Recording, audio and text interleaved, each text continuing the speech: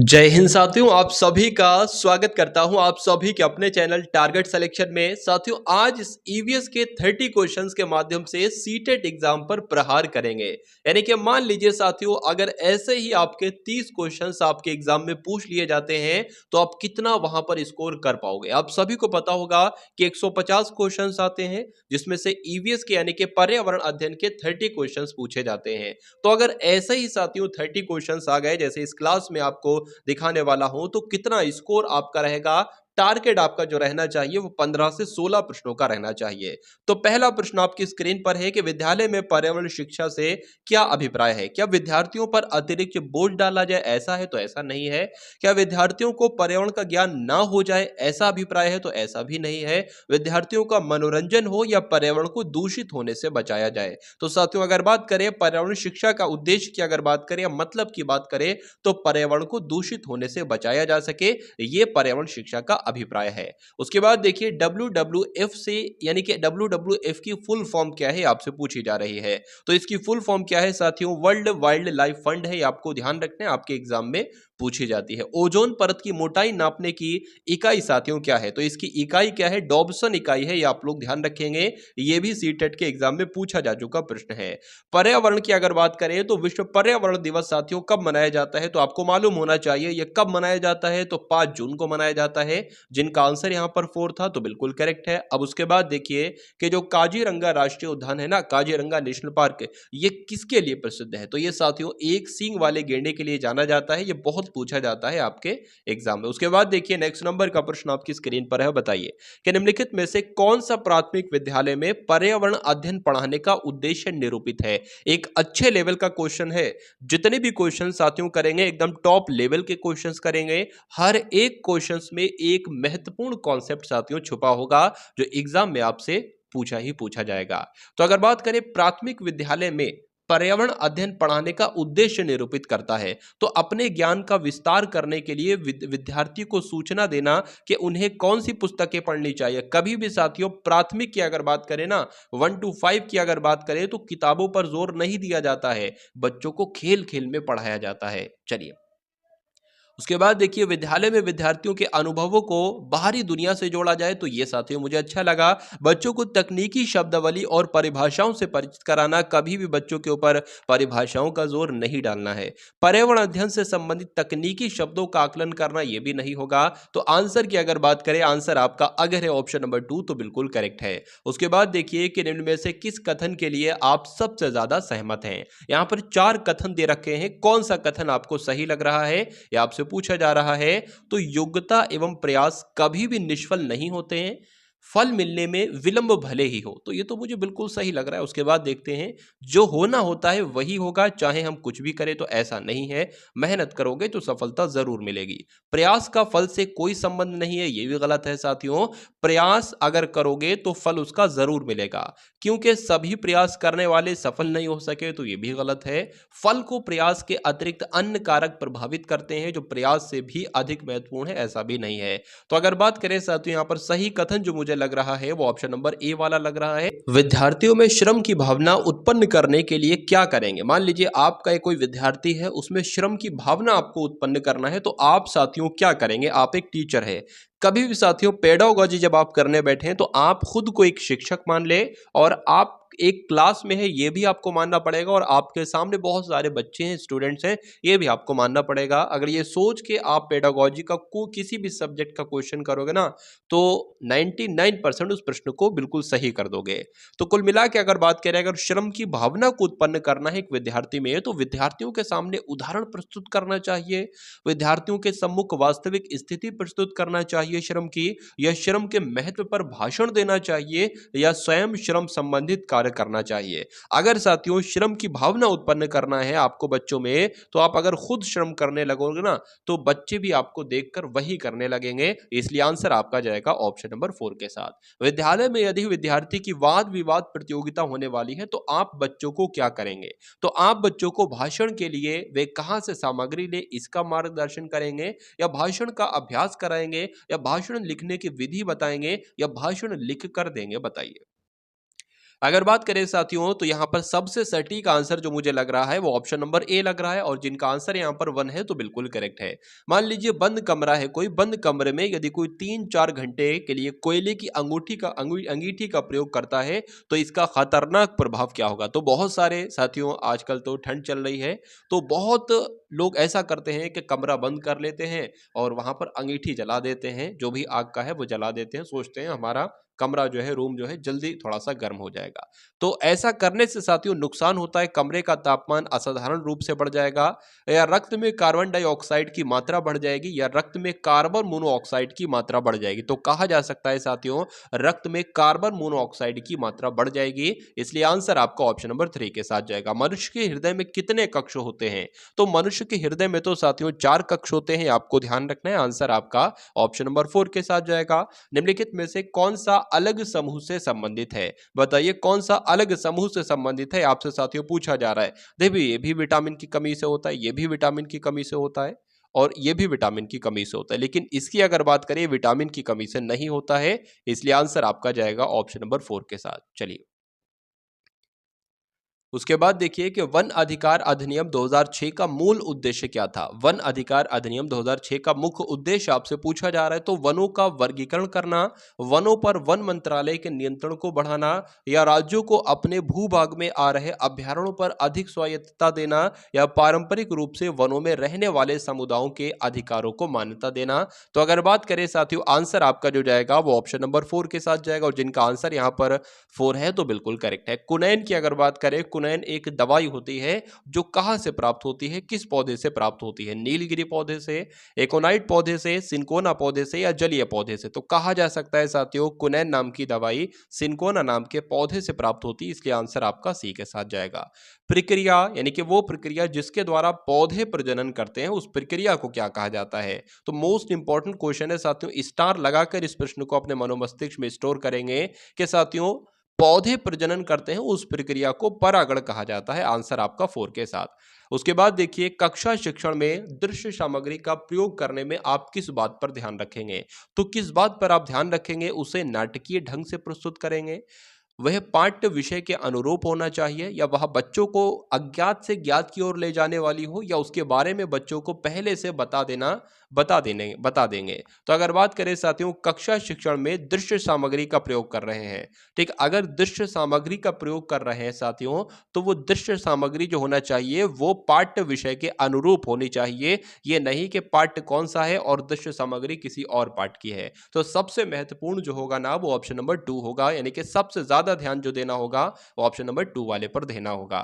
खेल एक प्रक्रिया है जिसका उपयोग किया जाता है, तो खेल का साथियों उपयोग कहां पर किया जाता है? बालकों को पढ़ाने में। तो पढ़ाने में साथियों खेल का कैसे किया जाएगा? खिलाने में, या बालकों को सिखाने में, या बालकों को ध्यान बटाने में? तो अगर बात करें साथियों उपयोग की अगर बात करें तो खेल एक प्रक्रिया है जिसका उपयोग बालकों को सिखाने में किया जाता है, इसलिए आंसर आपका जाएगा ऑप्शन नंबर 3 के साथ। पर्यावरण अध्ययन के शिक्षक के रूप में आप विद्यार्थी को किसी राष्ट्रीय उद्यान ले जाने की योजना बनाते हैं, आप विद्यार्थियों को निम्नलिखित में से कौन सी गति करने की अनुमति नहीं देंगे? सबसे पहले हमें यह देखना है आप कौन कौन सी गतिविधियां करने की उन्हें अनुमति दे देंगे। कि राष्ट्रीय उद्यान के जानवरों के लिए बहुत सारे खाने की सामग्री ले जाना, ऐसा होगा क्या? तो साथियों देखते हैं हम लोग आगे। राष्ट्रीय उद्यान के विभिन्न जानवर कौन सा भोजन खाते हैं ये पता लगाना, तो इसकी इजाजत तो दे सकता है एक शिक्षक अपने विद्यार्थियों को। राष्ट्रीय उद्यान में जिन जानवरों को वे देखेंगे उनकी फोटो एकत्रित करना, तो उनकी फोटो भी ले सकते हैं, कोई दिक्कत नहीं है। राष्ट्रीय उद्यान में उन्होंने जो देखा उसका चित्र बनाने के लिए उनकी ड्राइंग की कॉपी को साथ ले जाना, तो ये भी कर सकते हैं, इसकी भी इजाजत शिक्षक दे सकता है। तो शिक्षक साथियों किसकी परमिशन नहीं देगा, किसकी अनुमति नहीं देगा कि राष्ट्रीय उद्यान के जानवर जो है ना उनके लिए बहुत सारा खाने की सामग्री को ले जाना, ऐसी परमिशन नहीं देगा शिक्षक, इसलिए आंसर आपका जाएगा ऑप्शन नंबर 1 के साथ। चलिए अब उसके बाद देखिए 19वें नंबर का प्रश्न आपकी स्क्रीन पर है और आपसे पूछा जा रहा है कि प्राथमिक स्तर पर शिक्षण के लिए टेलीविजन का उपयोगी स्थान है, क्यों? क्योंकि अच्छे शिक्षकों की कमी है, तो ऐसा नहीं कह सकते अच्छे शिक्षकों की कमी है। टेलीविजन पर पाठ्य वस्तु को पूरे विस्तार के साथ प्रस्तुत किया जा सकता है, सही लग रहा है। इस कक्षा के इससे इससे कक्षा में अनुशासनहीनता पैदा होगी नहीं होगी, या टेलीविजन पर जो कुछ देखा जाता है वे हमेशा के लिए याद रहता है। ठीक है ना। तो यहाँ पर साथियों अगर बात करें तो प्राथमिक स्तर पर शिक्षण के लिए टेलीविजन का उपयोग इसलिए जरूरी है क्योंकि टेलीविजन पर पाठ्य वस्तु को पूरे विस्तार के साथ प्रस्तुत किया जा सकता है। इसलिए आंसर आपका जो जाएगा वो ऑप्शन नंबर 2 के साथ जाएगा, और जिनका आंसर यहाँ पर 2 है तो बिल्कुल करेक्ट है। साथियों मैं कह सकता हूं कि सीटेट के एग्जाम में ईवीएस के सेक्शन में डिक्टो ऐसे ही प्रश्न पूछे जाते हैं अलग अलग टॉपिक से। ठीक है ना। तो सिल्वी कल्चर साथियों किससे संबंधित है, तो किससे संबंधित है ये आपसे साथियों यहाँ पर पूछा जा रहा है, तो बताइए। चलिए तो अगर बात करते हैं साथियों कि इस क्वेश्चन का राइट आंसर क्या होगा, तो वन एवं वन्य उत्पाद से संबंधित होती है सिल्वी कल्चर। या आपको ध्यान रखना है आंसर आपका जाएगा ऑप्शन नंबर 1 के साथ। विश्व पृथ्वी दिवस साथियों कब मनाया जाता है, तो अगर ये एग्जाम में आपके प्रश्न आ जाए तो आपको ध्यान रखना है कि 22 अप्रैल को कौन सा दिवस मनाया जाता है, विश्व पृथ्वी दिवस मनाया जाता है। उसके बाद देखिए साथियों झूम खेती जो होती है ना, तो झूम खेती साथियों केरल में होती है, मेघालय में होती है, बिहार में होती है, तमिलनाडु में होती है। तो ये इस क्वेश्चन के अगर राइट आंसर की बात करें तो मेघालय आपको ध्यान रखना है। झूम खेती साथियों कहां पर होती है, तो मेघालय में होती है। बहुत टॉप लेवल वाला क्वेश्चन आपकी स्क्रीन पर था। निम्नलिखित में से अंतर्राष्ट्रीय संस्थाएं यहां पर आपके सामने चारों दी गई हैं। तो अंतर्राष्ट्रीय संस्थाओं में से कौन सी एक ऐसी संस्था है जो वन्य जीवन संरक्षण के प्रति समर्पित है, तो बताइए कौन सी ऐसी संस्था है। तो मैं कहूंगा साथियों यूएनडीपी यानी कि यूनाइटेड नेशन डेवलपमेंट प्रोग्राम। ये कैसी संस्था है, ये साथियों संस्था वन्य जीवन संरक्षण के लिए समर्पित है। आपको ध्यान रखना है आंसर आपका ऑप्शन नंबर 2 के साथ जाएगा। बायोडीजल तैयार किया जाता है, ये क्वेश्चन साथियों बहुत बार एग्जाम में पूछा जा चुका है। आंसर आपका किस ऑप्शन के साथ जाएगा, तो जेट्रोफा से साथियों बायोडीजल तैयार किया जाता है। आंसर आपका 2 के साथ। पर्यावरण की परिभाषा क्या है, यानी कि पर्यावरण क्या है साथियों। देखिए सबसे पहले मैं आपको यहाँ पर बता देता हूँ क्योंकि पर्यावरण से संबंधित कई सारे प्रश्न आपसे पूछे जाते हैं। मान लीजिए साथियों ये कोई व्यक्ति है, अब इस व्यक्ति के चारों तरफ साथियों जो कुछ भी है, अगर मान लीजिए इसके दाईं ओर दीवार है, या इसके बाईं ओर मान लीजिए कौन खड़ा है, कोई लड़का खड़ा है, ठीक है, कोई गाड़ी खड़ी है, सब कुछ ये सब क्या है, ये पर्यावरण है, यानी कि इन्वायरमेंट है। यानी कि जो भी मनुष्य के चारों ओर होता है वो सब क्या कहलाता है, वो सब के सब पर्यावरण कहलाता है, इन्वायरमेंट कहलाता है। अब उसके चारों ओर साथियों दो तरह की चीजें होंगी, एक तो बायोटिक घटक होंगे और एक अबायोटिक घटक होंगे। यानी कि बायोटिक घटक मतलब जैविक घटक होंगे और दूसरे अजैविक घटक होंगे।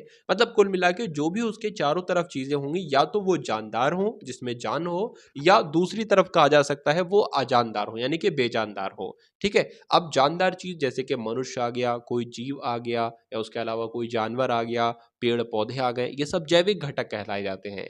अजैविक घटक क्या कहलाए जाते हैं, सड़क है, दीवार है, मोटरसाइकिल है, कार है, ठीक है, टंकी है, या कोई डब्बा है, ये सब अजैविक घटक के अंतर्गत आते हैं। तो कुल मिला के जब भी आपसे पूछा जाए कि पर्यावरण की परिभाषा क्या है या पर्यावरण क्या है, तो साथियों पर्यावरण जैविक घटक और अजैविक घटक से मिलकर बना है, यानी कि बायोटिक कंपोनेंट्स और अबायोटिक कंपोनेंट से मिलकर बना है। तो जिनका आंसर यहाँ पर साथियों है ऑप्शन नंबर 1 के साथ, तो बिल्कुल करेक्ट हो जाता है। जीवों का व्यवहार का अध्ययन क्या कहलाया जाता है, बताइए। चलिए तो आपको ध्यान रखना है साथियों, यहां पर अगर बात करते हैं कि इथोलॉजी किसे कहा जाता है, तो जीवों के व्यवहार के अध्ययन को ही इथोलॉजी कहा जाता है। आंसर आपका 2 के साथ जाएगा, 2 या 3 जो भी है ऑप्शन। निम्नलिखित में से किस राज्य में गोल्फ ऑफ मन्नार मेरीन राष्ट्रीय पार्क स्थित है, आपसे साथियों एग्जाम में पूछा जा सकता है।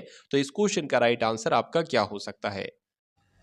तो इस क्वेश्चन के राइट आंसर की बात करें, यानी कि गोल्फ ऑफ मन्नार मेरीन राष्ट्रीय पार्क कहां पर स्थित है, तो आपको मालूम होना चाहिए साथियों तमिलनाडु में ये स्थित है। इसलिए आंसर आपका जाएगा ऑप्शन नंबर 2 के साथ। वायुमंडल की सबसे ठंडी परत साथियों आपसे पूछी जा रही है। वायुमंडल की परतों से संबंधित कुछ प्रश्न बनते हैं, जो इसके एक जो साथियों प्रश्न बनता है, मान लीजिए क्या है, ये पृथ्वी है। अब जो इसके ऊपर परत है साथियों वो कौन सी परत है, वो साथियों आपको ध्यान रखना है शोभ मंडल वो परत है।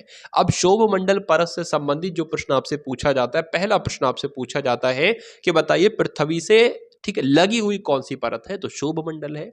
आपसे पूछा जाएगा कि आंधी वर्षा तूफान ये सब कहां पर आते हैं, जो सबसे पहली परत होगी यहीं पर तो आंधी वर्षा तूफान बारिश होगी, तो शोभ मंडल में ये होती है, आपको ध्यान रखना है। उसके अलावा इसके एक ऊपर परत होती है साथियों समताप मंडल। समताप मंडल में जैसा कि नाम ही लिखा हुआ है समान ताप समताप, तो समान ताप वहां पर होता है, यानी कि वहां पर वर्षा है, आंधी है, तूफान है, ये सब कुछ नहीं आता है वहां पर।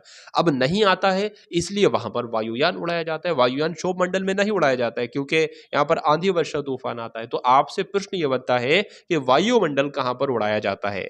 तो कौन से मंडल में उड़ाया जाता है? समताप मंडल में उड़ाया जाता है। ये 2 पॉइंट आप लोग ध्यान रखेंगे जो मैंने आपको बताए हैं। चलिए, अगर जब बात करते हैं साथियों वायुमंडल की सबसे ठंडी परत कौन सी है, तो मध्यम मंडल आपको ध्यान रखना है, इसलिए आंसर आपका जाएगा ऑप्शन नंबर 2 के साथ।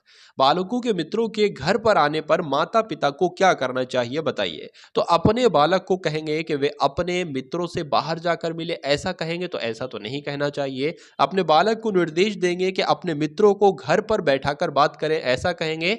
या अपने बालक को निर्देश देंगे कि वे अपने मित्रों को घर पर ना बुलाएं, ऐसा भी नहीं कहेंगे। या आप स्वयं मित्रों से मिलेंगे, बात करेंगे व उनकी आओ भगत का भी ध्यान रखेंगे। तो मुझे जो सही लग रहा है साथियों, ऑप्शन नंबर ए से डी सही लग रहा है, यानी कि ऑप्शन नंबर 4 इस प्रश्न का बिल्कुल सही जवाब हो जाता है, और जिनका आंसर यहां पर 4 है तो बिल्कुल करेक्ट है।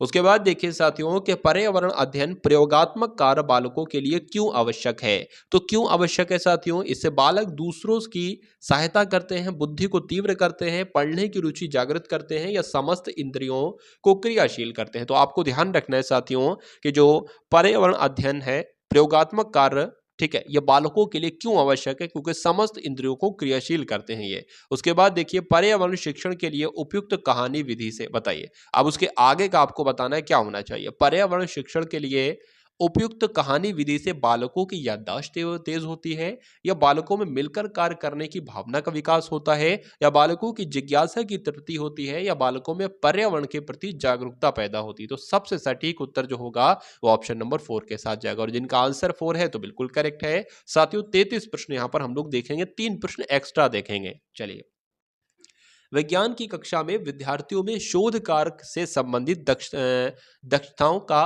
विकास करने के लिए कार्य का चुनाव करते हुए एक शिक्षक पाठ का चुनाव करेगा। तो एक शिक्षक पाठ का चुनाव करेगा जिसे कक्षा के अधिकतर विद्यार्थी पसंद करें, जिसे वे सोचता है कि विद्यार्थी के लिए महत्वपूर्ण है, या साथियों जो विद्यार्थी के दैनिक जीवन से संबंधित समस्या हो और उस कक्षा के पाठ्यक्रम का भाग भी हो, या पाठ्यक्रम में दी गई पाठ्य सामग्री में से जिसे एक निर्धारित समय में पूरा करना हो। तो आंसर की अगर बात करें ऑप्शन नंबर 3 आपका राइट आंसर हो सकता है। एक बार फिर से प्रश्न देख सकते हैं और फिर से एक बार उत्तर को देख सकते हैं। अब इस क्लास का अंतिम प्रश्न आपकी स्क्रीन पर है। आपसे पूछा जा रहा है कि शिक्षण में प्रयुक्त होने वाले प्रगतिशील संगठनकर्ता प्रतिमान का प्रतिपादन किसने किया था? तो किसने किया था साथियों? डेविड ऑसुवेल का नाम आपको ध्यान रखना है, ये इस प्रश्न का बिल्कुल सही उत्तर हो जाता है, और जिनका आंसर यहां पर है ऑप्शन नंबर 4 के साथ तो बिल्कुल करेक्ट है। साथियों आपके सीटेट एग्जाम के लिए एक क्रैश कोर्स मैंने बनाया है जो बिल्कुल फ्री आप सभी के लिए है। मेरा मानना है साथियों अगर उन पूरी प्लेलिस्ट को आप देख लेते हैं तो आपका एग्जाम बहुत आसानी से क्रैक हो जाएगा। यानी कि 150 में से अगर आपकी तैयारी बिल्कुल भी नहीं है तो 90 नंबर अगर आपको लाना है तो उस पूरी प्लेलिस्ट को एक बार वॉच कर लीजिएगा, पूरा रिवीजन आपका हो जाएगा। जिनकी तैयारी है तो उनका रिवीजन हो जाएगा, और जिनकी तैयारी नहीं है तो उनकी तैयारी हो जाएगी। तो लगभग कुछ वीडियोस होंगी, उस पूरी प्लेलिस्ट का मैं लिंक आपको डिस्क्रिप्शन में दे दूंगा, वहां से जाकर उस पूरी प्लेलिस्ट को देख लीजिएगा, और उसके अलावा टेलीग्राम ग्रुप का लिंक भी आपको दे दिया जाएगा, उसको भी ज्वाइन कर लीजिएगा। ठीक है, तो साथियों सीटेट एग्जाम को क्रैक करना चाहते हैं तो एग्जाम तक अगर आप जुड़ जाते हैं, भले एग्जाम बाद आप चैनल को अनसब्सक्राइब कर देना, लेकिन एग्जाम तक के लिए सब्सक्राइब कर लीजिए, और जो भी कंटेंट आपको सीटेट रिलेटेड दिया जाए उसको अवश्य पढ़िएगा। एग्जाम बहुत आसानी से क्रैक हो जाएगा। तो मिलते हैं हम सभी लोग आने वाली वीडियो में। जय हिंद साथियों।